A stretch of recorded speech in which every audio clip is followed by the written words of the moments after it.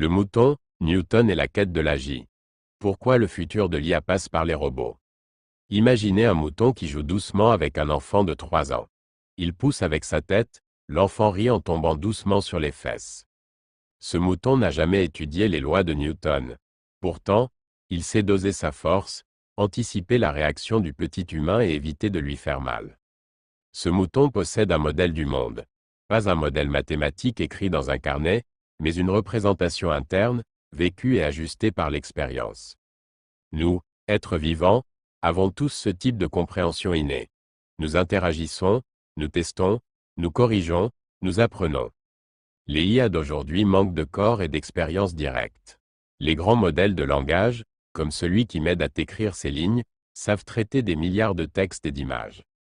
Ils font des corrélations, prédisent des mots, mais ils ne sentent pas le poids d'un objet, la résistance d'une porte, la gravité qui attire une balle au sol.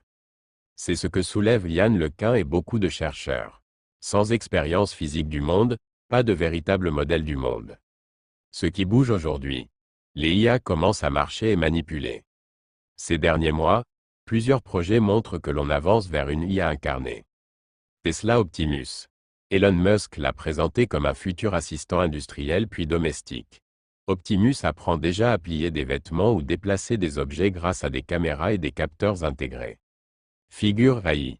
Une start-up américaine qui développe un humanoïde capable de marcher, de saisir des objets et d'interagir dans un entrepôt. Leur objectif. Un robot qui apprend en continu, pas seulement exécutant. Boston Dynamics et les chiens robotiques. Ces robots savent déjà danser, grimper, porter des charges. Ils intègrent des modèles prédictifs pour ne pas chuter et pour s'adapter aux terrains accidentés. Simulations physiques avancées.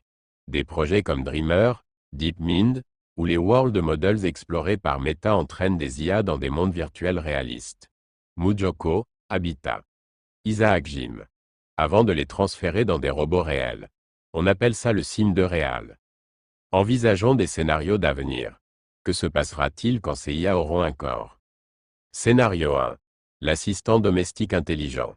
Dans 5 ans, vous pourriez avoir chez vous un robot capable d'aider à ranger, cuisiner, porter vos courses.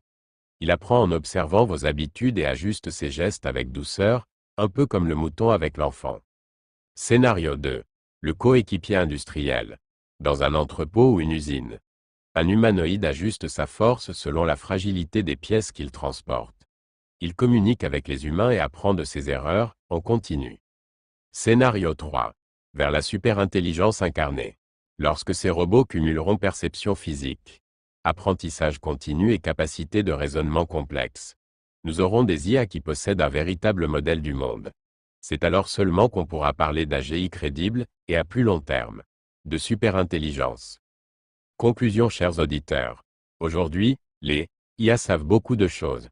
Mais elles n'ont pas encore la sagesse du mouton qui joue avec l'enfant. Pour franchir ce cap, il faudra leur donner un corps et l'expérience du monde réel. Les premiers robots grand public arrivent dès l'année prochaine, nous promettons, mais la Chine et le Japon en font déjà l'expérience réelle et grand public.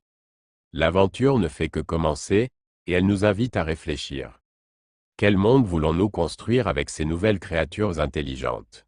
À vous de nous dire dans l'espace commentaire. Dans votre entourage, comment imaginez-vous l'arrivée d'un assistant robotique? Chers auditeurs de Discussion tout IA, partagez vos idées dans les commentaires, racontez-nous vos scénarios rêvés ou vos inquiétudes. Abonnez-vous à Discussion tout IA pour ne rien manquer de nos prochaines explorations sur l'avenir de l'intelligence artificielle et des robots. Likez, commentez et partagez cette discussion pour continuer à faire grandir le débat autour de nous. C'est ensemble qu'on imagine le futur, alors, on en parle?